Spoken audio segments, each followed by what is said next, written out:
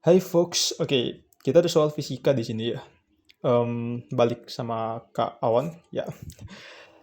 Kakak kan ngajarin beberapa soal fisika, terus kakak ajarin juga gimana cara jawab yang benar, sama beberapa trik ya, biar nanti ketika ada soal fisika nggak ngerasa rumit gitu. Oke, pertama kita cek dulu ya soalnya. Ini soalnya biasanya ada di kelas 10 atau di kelas 11 SMA. Itu tergantung ya, guru di sekolahnya udah diajarinnya di kelas berapa gitu. Ini tergantung sekolah juga. Soalnya ada yang ngajarinnya kinematika di SMA, tapi ada juga beberapa guru yang ngajarinnya, sorry, maksudnya di kelas 11, tapi ada juga yang udah ngajarinnya di kelas 10. Jadi disesuaikan aja.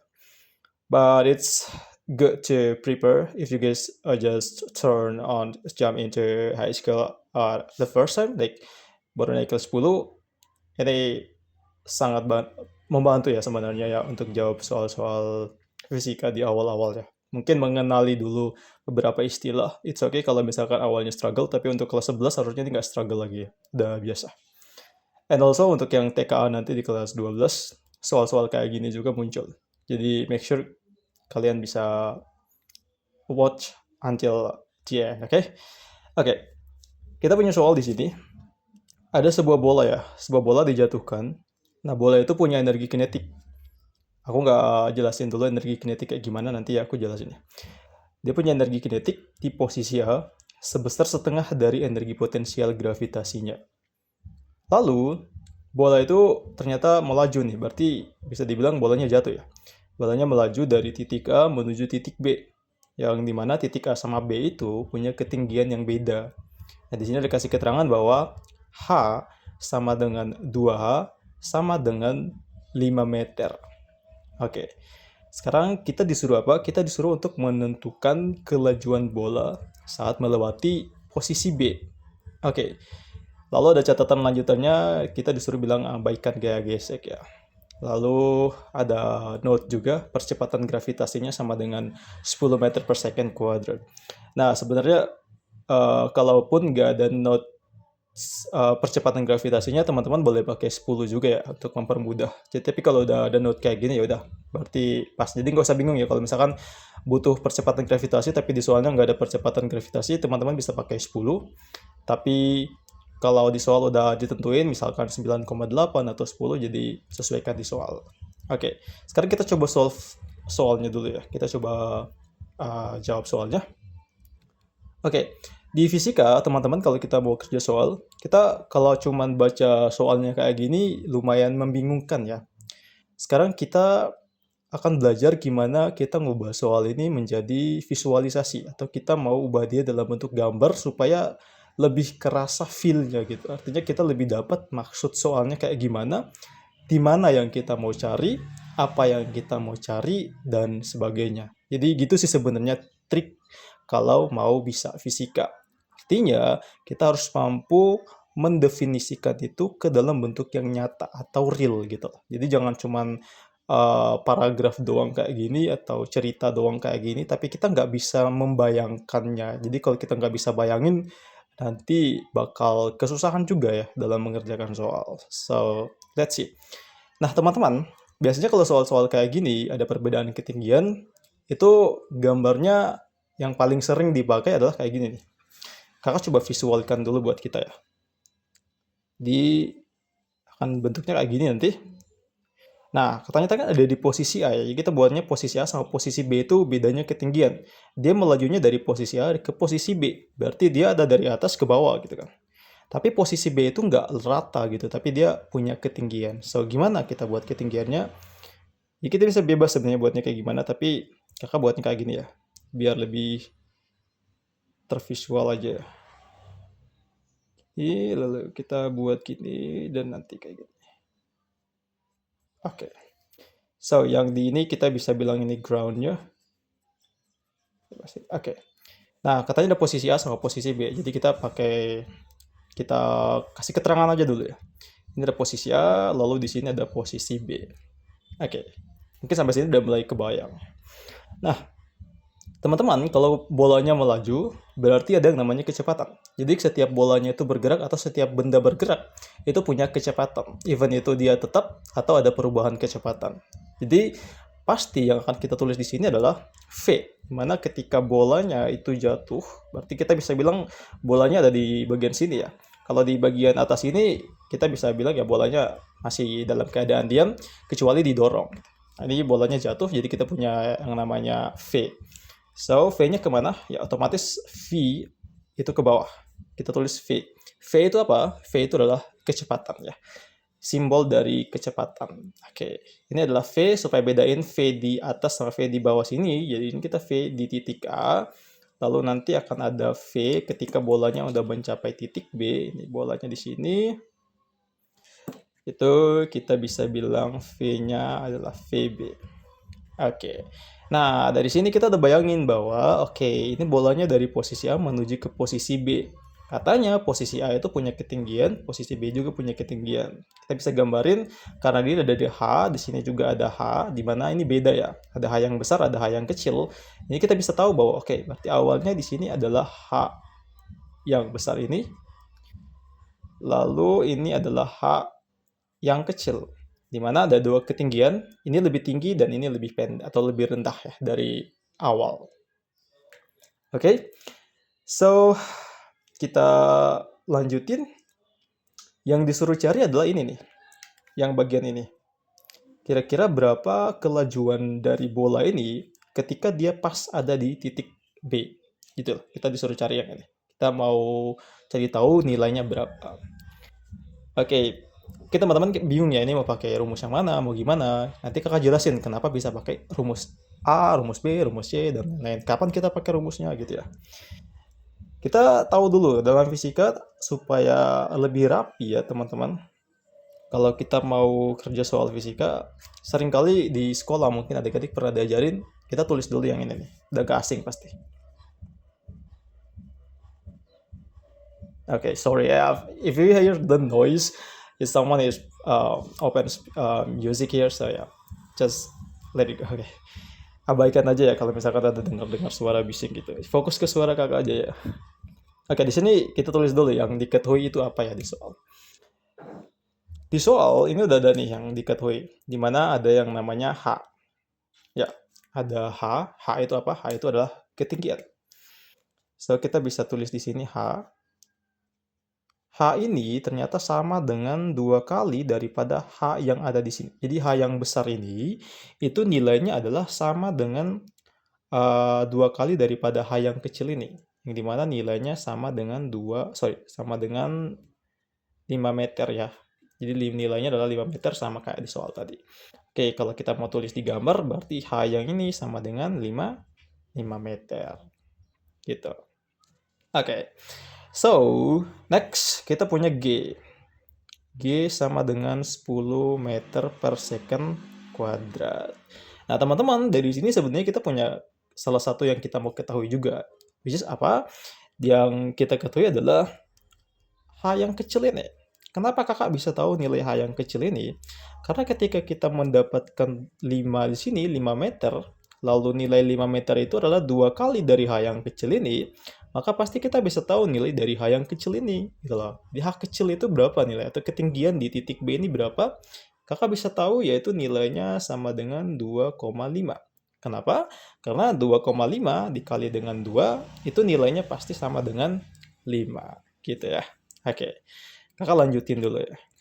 Jadi sebenarnya udah kayak gini, gambarnya kayak gini. So, kinda simple, tapi kalau kita nggak visualisasi biasanya agak ribet. Nah, sekarang kita lanjutin pengerjaan kita. Nah, cara pakai rumusnya gimana? Mungkin kakak jelasin ini agak lebih cepat aja ya, biar nggak terlalu lama gitu. Jadi sebenarnya kita pakai rumus yang namanya rumus kekekalan energi mekanik. Kenapa?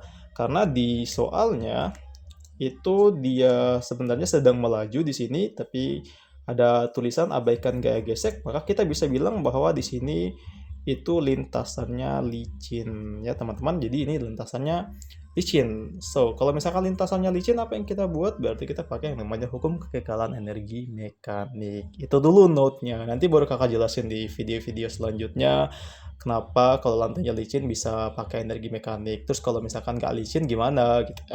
Oke, itu di next video karena durasinya makin lama nanti. But kita coba solve ini ya, jadi kita fokus ke sini dulu ya. So, kita punya hukum kekekalan energi mekanik di mana suatu energi itu dia nggak bisa diubah gitu lah. Cuman kita bisa, maksudnya kita nggak bisa ciptain, sorry ya. Kita energinya nggak bisa kita ciptain ke gimana gitu ciptain suatu energi, tapi energinya itu cuman bisa diubah ya dari bentuk yang lain menjadi bentuk yang lainnya. Nah, kalau kita lihat di sini, kita belajar ada ketinggian, lalu ada kecepatan dan lain-lain. Kalau kita bicara energi, yang kita fokuskan di sini adalah energi potensial sama energi mekanik. Mungkin teman-teman yang lupa energi potensial itu apa, energi mekanik itu apa. Kakak tulisin di sini ya, biar nanti teman-teman bisa ada ini ya. Energi potensial itu fokusnya apa? Fokusnya pada yang namanya ketinggian. Nah, jadi maksudnya gimana? Jadi misalnya gini, energi potensial itu cuma ada kalau bendanya itu ada di ketinggian, tapi dia diam. Jadi dia nggak gerak, tapi dia diam. Jadi dia ada di ketinggian, terus dia diam. Nah, oke. Karena apa? Karena kalau kakak bilang bendanya diam, nggak bergerak, itu punya energi potensial, ya itu salah. Kenapa? Karena benda yang ada di tanah pun dan diam kan. Tapi dia nggak punya energi potensial di situ. Kenapa? Karena dia nggak punya ketinggian. Jadi yang punya ketinggian contohnya apa? Kayak pohon kelapa, ya itu pohon kelapa punya ketinggian tuh. Jadi, buah kelapanya ya. Buah kelapanya itu nanti akan ada energi potensialnya, di mana buah kelapa kan ada di atas pohonnya. Ya udah, berarti itu baru ada energi potensialnya gitu. Kalau energi kinetik gimana? Nah, energi kinetik itu ketika bendanya bergerak, itu pasti ada energi kinetik gitu ya. Jadi itu dulu. Oke. Kalau hukum kekekalan energi mekanik, udah tadi kakak udah jelasin hukumnya kayak gimana, sekarang rumusnya kayak gimana. Jadi rumus dari kekekalan energi mekanik itu, basically kita punya rumus, kita jawab dulu ya. Diketahui, lalu yang ditanya apa? Yang ditanya adalah V di B, ya. Tahu kecepatan di posisi B, gitu. Kita gunakan rumus, gunakan energi mekanik. Oke. Kita menggunakan energi mekanik, tapi teman-teman kita lihat kalau bolanya ada di atas sini, lalu ada di bawah sini. Ketika bolanya bergerak, itu punya kecepatan. Berarti kita analisis dulu satu-satu, analisis di A sama analisis di B, gitu ya. Oke, berarti kita pakai yang namanya analisis, ya. Analisis di titik A dulu ya. Kita analisis di titik A. Oke. Di titik A, kalau teman-teman udah baca di soal tadi bilang gini ya, energi kinetik di posisi A itu sebesar setengah dari energi potensial gravitasi. Berarti kita punya energi kinetik harus jadi di situ, karena bolanya gerak nggak diam. Jadi kita tulis dulu. EP sama dengan, ini teman-teman kalau lupa rumus energi potensial nggak apa-apa, ini kakak udah tulisin lagi. Jadi energi potensial itu rumusnya adalah EP sama dengan M kali G kali H. Gitu ya. Terus kalau EK-nya tadi udah dikasih tahu di soal, yaitu EK sama dengan setengah atau seperdua ya. Setengah itu kan seperdua ya. Seperdua dari EP gitu ya. Nah, ini kita tulisnya bedanya adalah ini A, ini juga A ya, biar nanti nggak salah gitu ya. Kita tulisnya ini A, ini juga adalah A, atau ketinggian di posisi A tadi yang kita mau cari tahu. Sekarang kita masuk, karena ada EP dan ada EK, berarti kita gunakan yang namanya energi mekanik. Energi mekanik itu gimana, Kak? Oke, energi mekanik itu rumusnya ini ya. Kita pakai energi mekanik di posisi A dulu. Jadi karena dua-duanya ada EP dan EK, jadi nanti kita posisi bolanya beda-beda. Energi mekanik di posisi A sama energi mekanik di posisi B. Benar banget. Energi mekanik itu rumusnya adalah EP ditambah dengan EK. Nice. Jadi EP yang kita mau cari adalah apa? Energi mekanik di posisi A dan energi kinetik di posisi A. Sekarang kita tinggal masukin aja nih angka-angkanya ya. Atau nilai-nilainya kalau ada, kalau nggak ada ya udah nggak apa-apa, tulis aja kembali gitu. EP ada nilai nggak tadi di soal? Jawabannya nggak ada. Jadi kita tulis apa? Tulis saja EP. Jadi EPA ditambah dengan EK tadi nilainya ada, yaitu 1/2 dari EP. 1/2 dari energi potensial yang ada di A. Gitu ya. Nah, EP-nya sama, kita boleh gabungin jadi satu nanti. Teman-teman, di dalam fisika atau matematika, di depan sini pasti sebenarnya ada satu. Ya, ini ada nilai 1/2 EP. Nah, di sini sebenarnya ada 1 EP. Cuman kan 1 kali EP ya sama dengan EP itu sendiri. Makanya biasanya nggak ditulis angka 1 itu. Jadi kalau kita mau kerja ini gimana? Kita kalau mau kerja ini, kita keluarin dulu EP-nya karena energi potensialnya sama ya di titik A. Jadi kita keluarin dulu nilai energi potensialnya, yaitu jadi 1 gitu ya. Lalu ini kenapa jadi 1? Karena nggak beda ya. Potensial di A itu ya udah sama juga. Jadi potensial yang ini sama dengan energi potensial ini nilainya sama gitu. Jadi kita nggak bisa bedain. Kecuali dia udah ada di titik yang lain mungkin ya itu beda. Cuma kan sama-sama ya awalnya dari sini. Berarti EP yang ini sama juga dengan EP yang di sini. Nah, untuk 1/2-nya gimana? Jadi 1/2 ini kita pakai pecahan aja ya. Yang nanti nilainya adalah 3/2. Oke, mungkin ada yang bingung ya kenapa jadi 3/2, ada yang udah mulai lupa atau mungkin ada adik-adik yang baru ketemu channel saya, akun saya, mau belajar juga bareng kakak. Jadi sebenarnya cara dapat 3/2-nya itu dari sini. Kan tadi kan udah bilang ya ada 1 di sini, maka kan kita punya 1 ditambah dengan di sini ada 1/2 kan, tambah dengan 1/2. Nah, ini kan 1 tambah 1/2. Nah, kalau kita buat dalam bentuk matematika secara umum, itu kan nilainya pecahan campuran, yaitu 1/2. Oke? Nah, kalau kita mau kerja ini gimana? Kalau kita mau kerja ini berarti cara kerjanya 2 dikali dengan 1, jadi kita naik gini nih. Naik ke atas ya, 2. Kalau kita naik, kali dengan 1. Lalu kalau kita putar lagi ke sini, kita tambah. Jadi 2 kali 1 sama dengan 2. Kalau kita tambah 1, itu nilainya 3. Makanya tulisnya di sini. Jadi nanti 3. Nah, penyebutnya ini kan 2 ya. Yang kita harusnya adalah tulis lagi 2. Jadi, yang perlu kalian tahu sebenarnya 1/2 itu sama aja dengan 1 ditambah 1/2. Jadi soal yang kayak gini sama soal yang kayak gini itu sama, penyelesaiannya juga sama. Jadi sekarang udah tahu ya kenapa kalau kita putar ke atas itu dipakai tambah, Kak. Ya karena sebenarnya pecahan ini ada tanda tambahnya sebenarnya di sini ya. Cuman nggak ditulis biasanya di MTK kalau udah campuran. Jadi jangan bingung kok ketika kita putar harus pakai tambah gitu ya. Jadi seperti itu. Oke.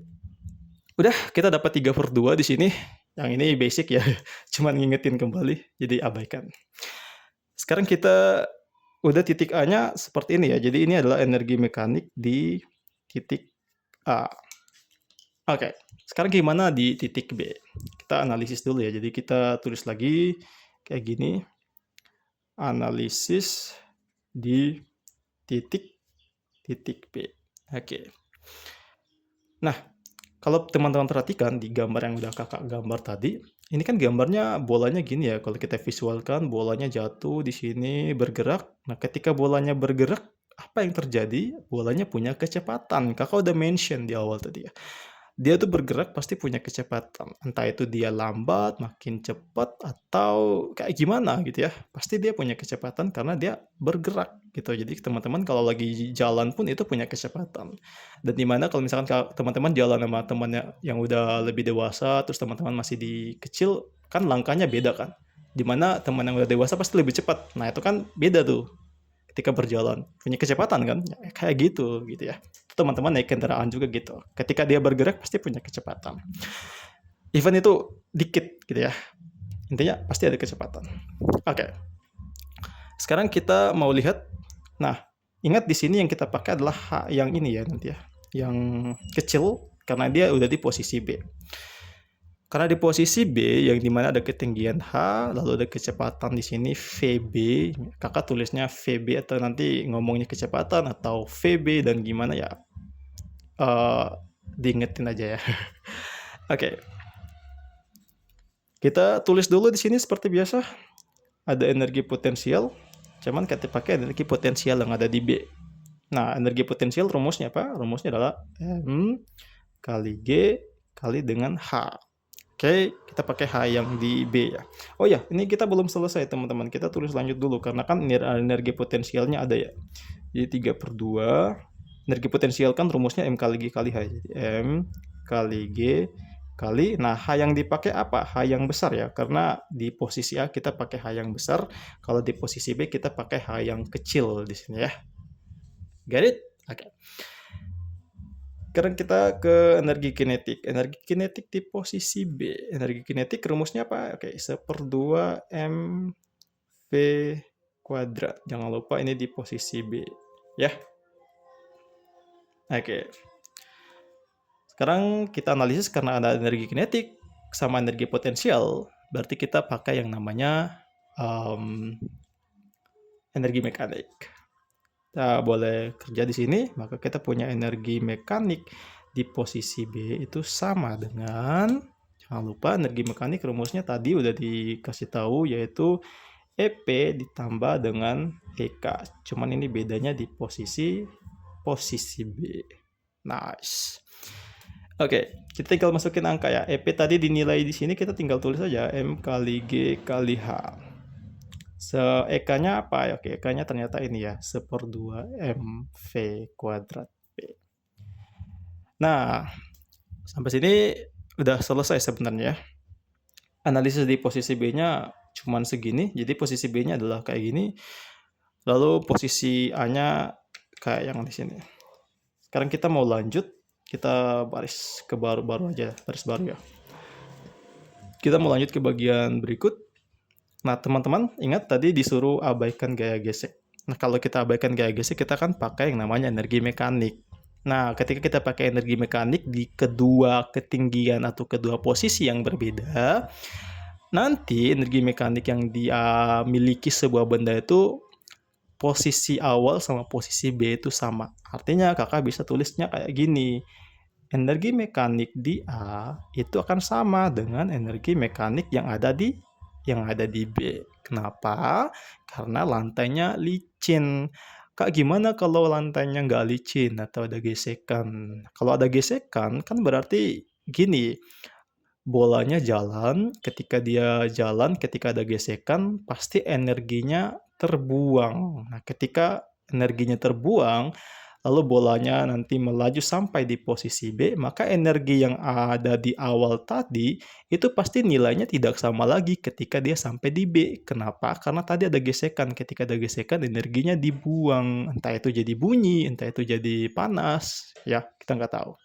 Jadi, seperti itu. Oke? BTW ini mati listrik, tapi kayaknya masih kelihatan ya.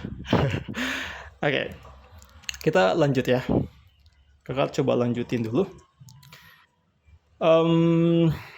Bagian berikutnya adalah kita masukin dulu ya energi mekanik di posisi A tadi. Kita udah punya nilai yang ini 3/2 M G tapi pakai H yang besar. Energi mekanik di posisi B yang ini tadi ya, yang kita udah pakai di sini. Kita tinggal tulis ulang aja. M G H tambah 1/2 mv kuadrat B. Oke. Kakak lanjut lagi. Kita boleh pakai metode coret-coret teman-teman. Kenapa? Ini kakak bisa coret M-nya ya. Jadi M-nya itu bisa hilang. Kok bisa hilang kak? Karena kalau kita buang benda, kalau misalkan benda yang kita buang dari titik A itu nilainya 2 kilo, nggak mungkin sampai di titik B nilai bendanya berubah. Ya kan pasti sama ya. Jadi massa benda yang ada di posisi A ketika sampai di posisi B itu pasti massanya sama. Kenapa? Karena lantainya licin. Beda ya kalau ada gesekan nanti massanya bisa aja berubah karena kan ada gesekannya. Jadi kita di sini kita coret aja massanya karena kan dipakai. Sama aja nanti. Oke, ketika kita udah coret maka nanti kita punya nilai di mana 3/2G kali H sama dengan G kali H ditambah 1/2 mv kuadrat yang ada di titik B ya. Kakak selalu tulis B di sini karena yang kita mau cari adalah berapa kecepatan yang dia ada di posisi B tadi. Oke. Kita tinggal masukin angka aja kalau udah sampai sini. masukin angka berarti 3/2. G di sini, G nilainya adalah 10. H, kayak ini H ya. H itu nilainya sama dengan 5 di sini. Lalu di sini juga nilainya 10. Nah, H yang di sini kakak udah tulisin di sini ya. H itu nilainya 2,5. Jadi bukan 5 ya. Karena yang 5 itu adalah H yang besar ini, dan 5 itu didapat dari 2 kali dari H. Nah, nilai H yang tepat supaya dapat 5 adalah apa? Ya 2,5. Makanya di sini tulisnya adalah 2,5 ya. Lalu kita jumlah dengan 1/2. Oh, ini jangan lupa M-nya udah dicoret di atas. 1/2 dari V kuadrat B. Oke. Sekarang kita coba kerja. Kita adik-adik udah biasa kerja kayak gini, kalau udah sampai sini fisikanya udah hilang. Udah fokus ke matematika ya. Jadi 3/2 kali 10, lalu kita kalikan dengan 5. Teman-teman bisa pakai metode coret-coret ya. Misalkan ini 10 dibagi 2 sama dengan 5. Gini, jadi 3 kali 5 berapa, lalu kita kalikan dengan 5 gitu ya. Contoh deh, paling cepat kan 5 kali 5 ya. 5 kali 5 sama dengan 25. 25 kalau kita kalikan dengan 3, itu nilainya adalah 75. Maka nilainya 75. Nah, di sini 10 dikali dengan 25 ya. Ini gampang. Ini ada 1 koma, ini ada 0, kita tinggal coret nolnya. Komanya kita tinggal pindahin 1 ke arah positif ya. Jadi nilainya adalah 25. Tambah dengan 1/2 V pangkat 2 di titik B. Oke, kita lanjutin. Berarti 75 ini kalau kita pindah ruas ke sini, jadi min 25. 1/2 V pangkat 2 dari B. 75 kalau kita kurang dengan 25, itu nilainya adalah 50. Sama dengan 1/2 V pangkat 2 dari B.